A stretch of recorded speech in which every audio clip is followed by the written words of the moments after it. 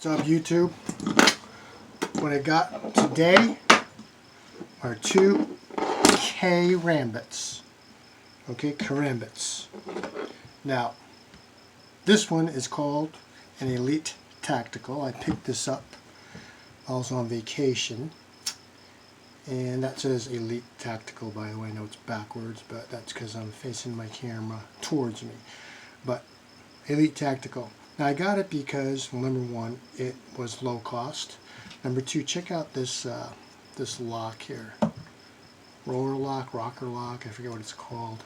But there are some high quality designs out there and other brand names that also have this lock, supposedly a stronger lock, etc. Ambidextrous, and I forget what exactly it's called, but I got a Benchmade that has this type of lock as well. All right, so I got that, and believe it or not, it was 20 bucks from a retail brick and mortar. And they also sell these at online, but I found them a little bit more online. So I go to the store, I touchy-feely look them up online, and it's definitely the better deal at this store. I will post that in the link in the notes below. Now this other Karambit I got, Karambit, this is Delta Force now. Yeah. Check it out. It's heavy. It's solid. Again, the typical blade play here. But this one does not have an ambidextrous clip, but I have a way around that.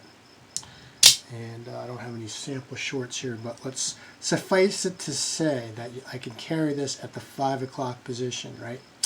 So if you can imagine, this comes, if you can use it with your right hand, it comes out so that you can draw it like this, which doesn't make sense because this is down here, the switch is down here. If the switch was up here, that would make sense, drawing it out of your pocket. And the fact that it's not ambidextrous kind of defeats the purpose unless you want to carry it in your left pocket, and this slides into the pocket and you can deploy, etc. Just take a look at that. This is sharp. It's probably 440C, but again, you can check out the details in the description. Now, how do I get around it? Well, this one is ambidextrous, by the way, but I don't think I'm going to change it at this point. I'm going to carry this in my back pocket, all right?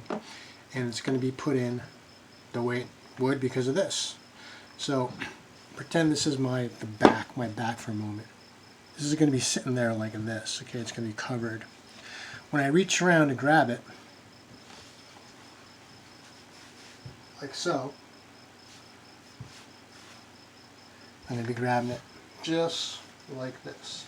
I'm going to be grabbing it in the perfect position. Now, why do I want to keep my back pocket? Well, first of all, I'm okay with keeping it in my back pocket for now because in my right front pocket is going to be my knife that's more, it could be an EDC knife, it could be a more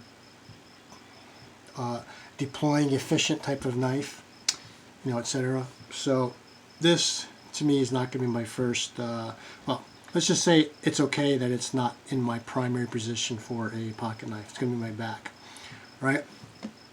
So that's the way to get around it. Okay, so I'm going to be carrying it like this in the back pocket. Kind of like the way you carry a gun in the, they call it the small of the back. Well, this one's just going to go in my back pocket. All right, so does it fit the profile? Well, it is designed basically for combat. Holding it in the reverse grip, edge forward. You got this here. All right. You can use your imagination for that. You've got this is solid. The thing is heavy. It's probably like, I don't know, 8 ounces, 9 ounces. It's heavier, one of my heavier knives. Okay. Same thing here, smaller version, a lot lighter. It's probably like 4 something ounces. You got that. You got this. You got the, non-lethal flail. Like hitting somebody's countenance. you know, and other vital targets without inflicting any serious harm. Okay. Now you might be wondering, how do I open this in the reverse grip, since it's not one of these guys. Alright, so this one's easy. You deploy from the back pocket, bang, zoom. Okay, cut some string. Alright.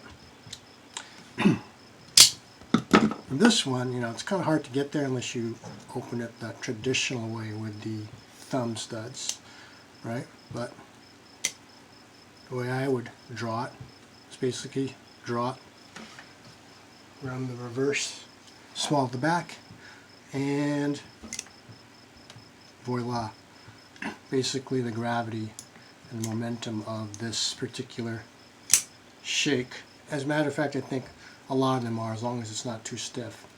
But one advantage of deploying it that way is that, well, it's really the only way to deploy it from the reverse grip, if you ask me. You know, I guess you can do one to try to get one of these flickers things down. But that's a fine motor skill. This, purely gross motor. So if you're under stress, etc., boom, you've got it. Alright? So practice that flick of the wrist. And check it out, I can even do it lefty. You know, have that in there. And ready to go. Now, obviously I don't have that problem here because I've got the switch. This is a solid switch, by the way. It is not jammed on me. It comes out strong with force. I have no doubt that this would hold up under expected impacts. You know, nothing. You know, I'm not going to try and break bricks with this thing. But I would think under normal use, normal illegal use, it'll suffice. Now, let's move kind of on to another topic. Some of the folks criticize the reverse grip, you know, especially like the military tactical crowd, or, you know, well, the military tactical crowd is one. And, you know, they're somewhat a reputable crowd. You'd want to adhere what they have to say. And they say because obviously there's a reach disadvantage here. Now they're right, because it's coming from the rear, the bottom of the hand. I mean, if you hold it like this, you could probably, you know, really stretching it, you can probably extend your reach. One thing about the Karambits is that if you do like the reverse grip, because it comes forward, as opposed to, let's say this straight knife. Okay, this is a knife, by the way, that's replaceable blade, surgical style blade, mostly for hunting. Could be used as a military, utility. This comes off, you get spare blades. But anyway, straight blade, you hold it from the side. Now look how much I'm going to have to turn my hand, articulate my hand to get this in a forward motion. Okay, this, if you look at my elbow, I want, you know, if I go straight out, okay, I'm going to lose my reach. The blade's going to the side, so I'm going to kind of go like this. I have to bend my elbow. So you lose reach. Okay, you got a valid argument. You lose less reach with a curved blade because look, you know, this one comes forward. It's a little bit more reach as opposed to this being a straight blade. All right. So ideally, if you're going to be one of those superior reach proponents, okay, and I guess if you're going to fight on the outside like a boxer, a long-range fighter, you're going to want this. And then especially you're going to want to hold it like this. And also if you want to defang the snake from that same distance, and let's say, you know, you're in a dual, for lack of a better word, dual type of situation, or you're in an open space, you know, parking lot where there's not a lot of cars, grass, street. I mean, if you're in an elevator, in my opinion, if you're fighting like this or like this, in terms of reach, it's not really going to make a difference because your distance is fixed.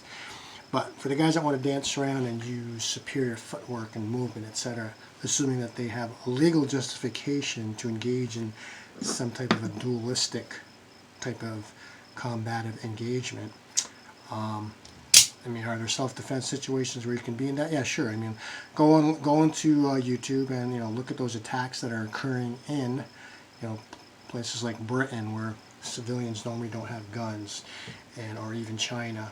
You can see these guys, they go after each other with knives and machetes. And you can try and run away, but there are guys that try to run away, and the guys with the knives, they both have knives. The guy with a knife that can catch up the other guy gets him. So running away is not an option. I mean, in that scenario, I mean, it is an option, but it's not an absolute option that will always be there for you. So, if you can't run away, and you're in an open space, some of these guys, like so some Filipinos in the Philippines, you know, they're in the streets and they're trying to run away. Maybe there's some cars there, etc. But if you can't run away, then you're going to have to engage in a somewhat combative, it's going to look like mutually combative. And I guess you can run away, the guy catches up to you, then you turn around and then you're ready to engage him. In which case, do you want to hold a knife like this? Let's say he has a machete and it's, you know, coming out like this long.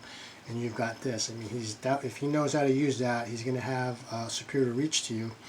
And, you know, this isn't unarmed combat. You can come in and take a few blows. I mean, you can if you want, but I consider that dumb, really. But you don't want to really take blows with a knife. So, that being said, I got this point. So, I've come up with this new move, which I think will work. I mean, it's a little bit less gross motor, but it's basically going from the reverse grip in a Karambit grip, and how do you get this to the front without you having to use, you know, I guess you can do that, right? So you go from here, boom. You know, and then you see some guys doing, you know, this.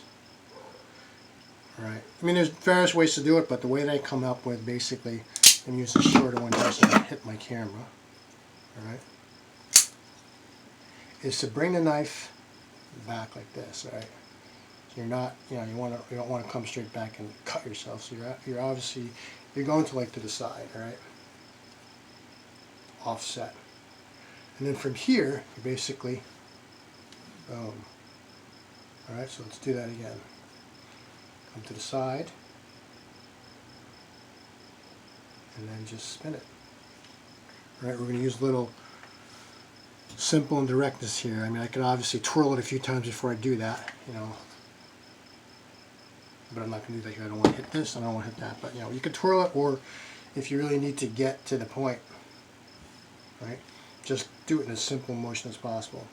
So if you see that, I'm actually going, it works pretty well, and you don't lose grip. It's a full grip. There's probably some fine motor skills here, but if you can get this thing down, boom, right? You're ready, you're going for here, and now you're ready for long range. Boom, boom, boom, boom. Should you need to do that in a justified situation. Alright? And then from here, with this type of knife, you can close it like so, and you're good. All one-handed. Now how do you get back to the reverse grip? Well, it's kind of like the same thing. You can do it, there's tons of ways you can do it this way. You know, I guess you can do it that way, but to me, if I follow the same approach, from here, you know, I might be, while I'm moving around, obviously I'm not completely set. I'm gonna have to slide this down just a little, and maybe if I'm taking long range shots, I can do it, but I have to know what my next move is. Notice how close that ring is now to my index finger. Up here, it's far away. Now, as soon as it's close like that, all I gotta do is stick my index finger in it, and I'm back. Boom. And then just reverse the process. So really how you can practice some of the fine motor skills here, which, you know, could suffer under stress. Just go from here to here. You got boom, long range. Get it back here and there. Right? Do what works. To me, I kind of like this. And I've been practicing it, and I think it'll work, you know. Okay? Now, will it work with this heavy knife? Yeah. Again, I'm going to be careful not to hit this, so.